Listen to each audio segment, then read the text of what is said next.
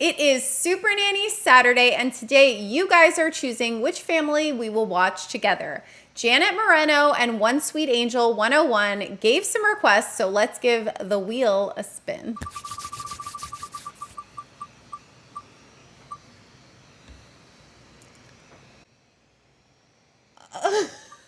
Oh my gosh, the Cooke family. Meghann can be very angry, lots of shouting, screaming, rudeness. No, Mum, get off me! I'm not hurting you. You don't know because you're not me! No, that's what you do with it! I don't like them!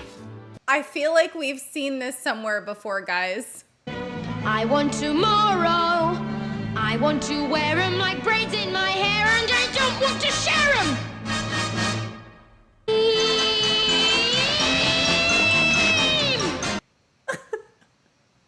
Did she watch this movie? Is she an actress in Willy Wonka? Okay, for real. I was having way too much fun with that. Let's keep watching. Can I have the phone? Not you're just doing anything. I want it back. Meghann, now! Come here, please! Give me the phone! Just give me the telephone, Meghann, because you're really... Meghann's just bit her mum. There's a lot of screaming going on. We have mom screaming, kids screaming, everybody's screaming, and I bet if I were to ask Mom, why do you scream? She would look at me and say, Kristen, I have to scream. If I don't scream, nobody in this house listens to me. But the truth is that she has taught them to only respond when she screams. Give me that phone back, I need it. Then the child doesn't give the phone back. That's it, consequence. You don't have to raise your voice. You don't have to chase the kid around. Just a consequence. You teach your children that when mommy says this, or daddy says this, or whoever you are, babysitter says this, I mean it. I mean it. Hand me the phone. Maybe your tone shifts a little bit. Joe Frost talks about tone shifting. You don't want to act playful and confuse the child, especially if they're a toddler, because they might not know, like, oh, is mommy joking or is she being serious? But you do not need to raise your voice and you do not need to yell. I made a video on that if you're interested in more. Would you say you have different parenting styles? I would say you have. Discipline is I think probably our tolerance is different. I'm tired, and I'm worn out, and I basically... This is another problem we have. I don't know if Paul really understands how hard it is. I get it with Mom. Mom is the primary caregiver. She's exhausted from putting out fires all day long, so that when a child complains that they want the blue bowl instead of the purple bowl, she's like, I don't even care. Have the blue bowl. Have every bowl. Kids, they really know how to just beat us down. Dad comes in and he's like, 3 strikes and you're out. And you know what? He's right. There should be consistency. What I would say to these parents is really sit down, Mom, and think, what am I okay with at dinner? Am I the kind of parent who's going to allow my child to choose what they want to eat? Or am I the type of parent where this is our dinner, this is what you eat? Think about that before you sit down. Mom and Dad need to sit down and decide, what does dinner look like in this house, and stick with it. Because if you give a food and you say to your child, this is dinner, we're not eating anything else. That's your choice, but don't go and change it. Don't wait until their body's on the floor, they're crying, they're throwing things, and then you go make a mac and cheese. No.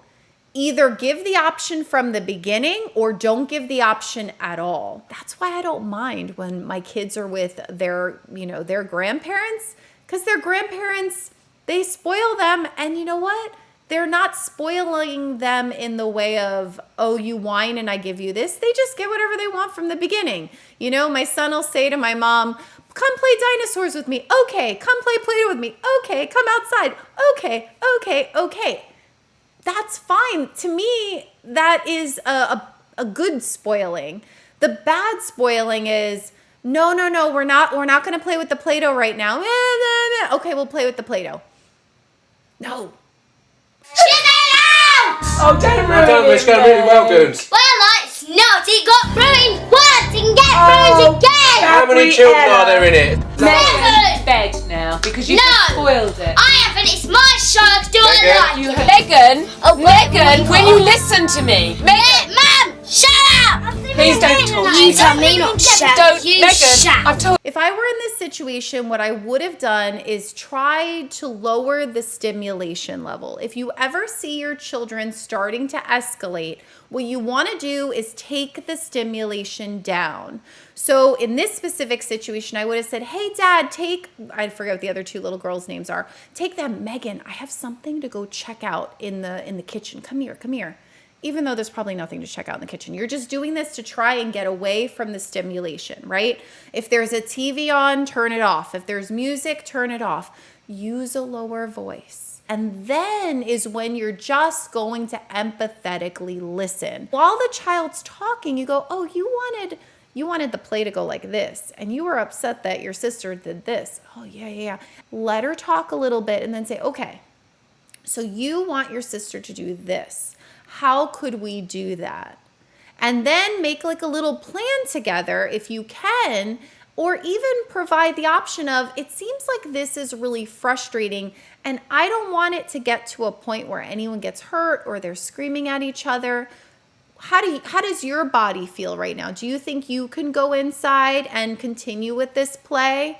We can give it another shot, but if I see it escalating again, I think what we should do is take a break. Sometimes we just have to take a break from things. I get annoyed with your daddy sometimes, or my friend Sarah sometimes, and just relate, talk to them, because we've talked about it on this channel before. There's something called co-regulation. And so mom is saying, you spoiled it. And then she's screaming, you shout. They're regulating in the most unhealthy way. They're not regulating. They're hyping each other up and getting more angry. Then mom's crying on the couch. I just wish that you would hug me and say I love you. Well, you're certainly not hugging her and saying I love you. No one is bringing it down. The pair of you haven't given them any boundaries, so that when they overstep those boundaries, there is a consequence for it. It's, I'm going to do this. I'm going to count to 1, 2, and tickety-boo, because nothing else happens. Jo Frost has her parent meeting. It goes pretty well. The parents both admit that what they're doing isn't working and they're willing to work on it. I have worked with children where when they've come into my classroom the year before, they've been suspended, they've had all kinds of detentions, and then when they're in my classroom, no behavior issues. And when I say no behavior issues, there are definitely behavior issues compared to other children who don't have any, but I'm saying they don't escalate. We cut them off at the source. What is it that you need? Under every behavior that we don't want, there's a need there. It's like getting down to the cause and not just treating the symptom.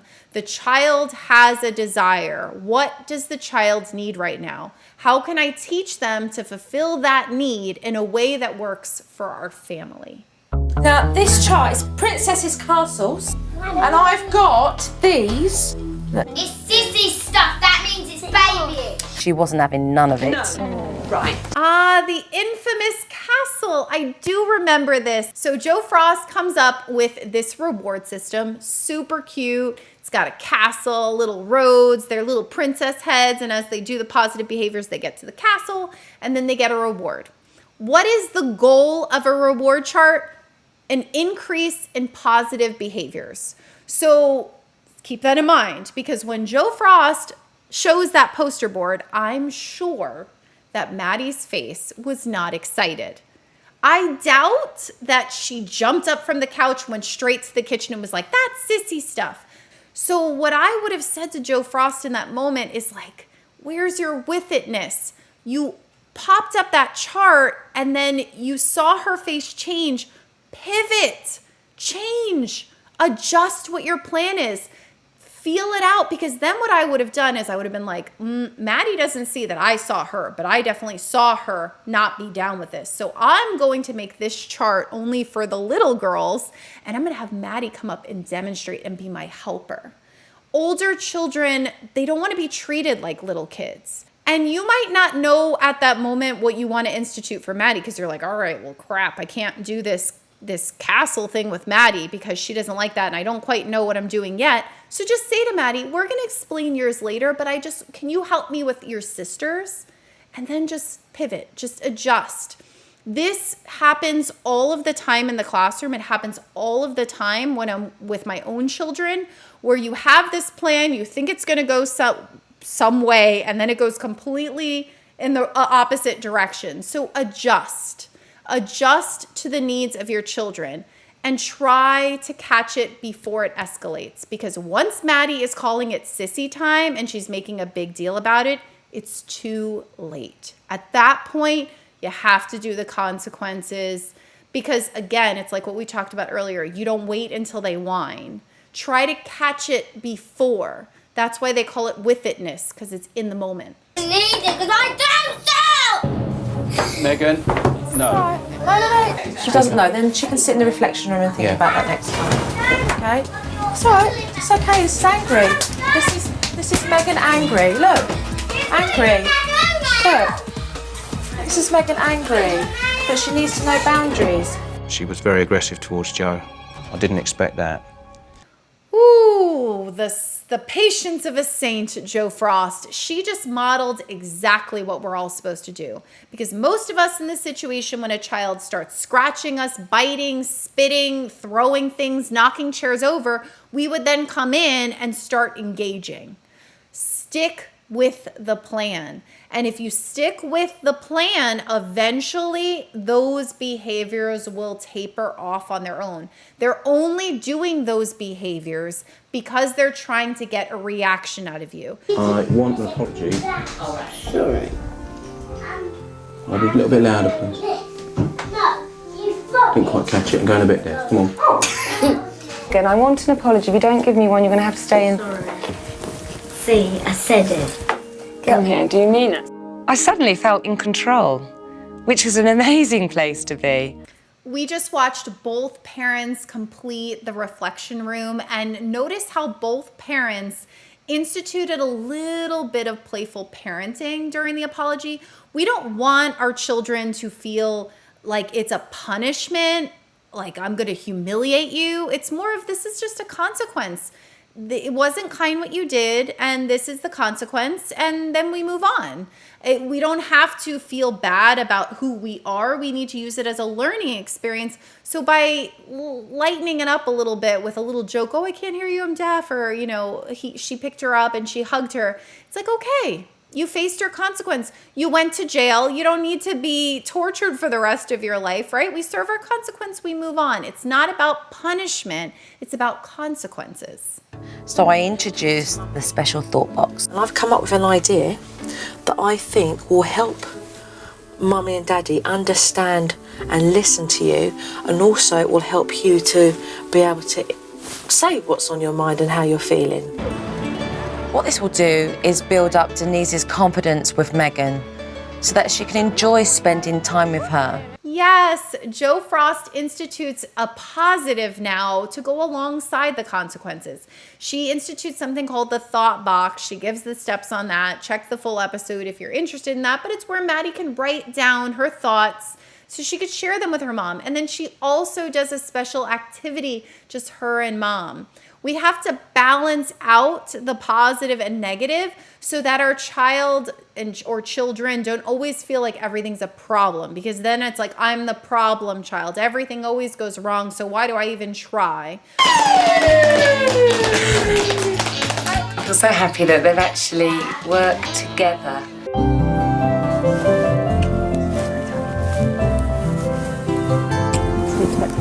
Massive thank You take care. Okay. Throughout the rest of the episode, there were more moments with screaming, yelling, instituting consequences, building up relationships, the same thing, because things get worse typically before they get better. Let's see where they are now. The update on the Cooke family. Meghann gave birth to a baby boy in 2018, so she has a little 5-year-old, almost 6 in April. So I wonder how she's doing with disciplining her child. And it looks like Paul and Denise divorced when their daughters became adults. However, both parents are still involved. So, that happens. Divorce rates are pretty high. And when we have challenges in our families, it puts a strain on the marriage. I made an episode here on my channel about how to, have a happy marriage after kids, which isn't easy. But, you know, it happens. We don't know their personal life, what happened behind closed doors, but I wish them both well. And it looks like they're both involved in their kids' lives. So that's lovely. Oh my gosh. Denise was diagnosed with breast cancer. Okay, but she's since recovered. Wishing you well, Denise. And Meghann started a TikTok account and posted a lot of videos about her time on Supernanny. That's it for today. Let me know which family we should watch next week. I will add it to the wheel. I'll keep the other 2 families still on the wheel and we'll just add more. And remember, as always, that this is a highly edited TV show. We don't get to see a lot of what their day-to-day life is. We just use it as a jumping off point to talk about what we could use in our own lives. It's all about progress, not perfection. And I hope you guys have a great weekend and a lovely week. I'll see you next time. Bye.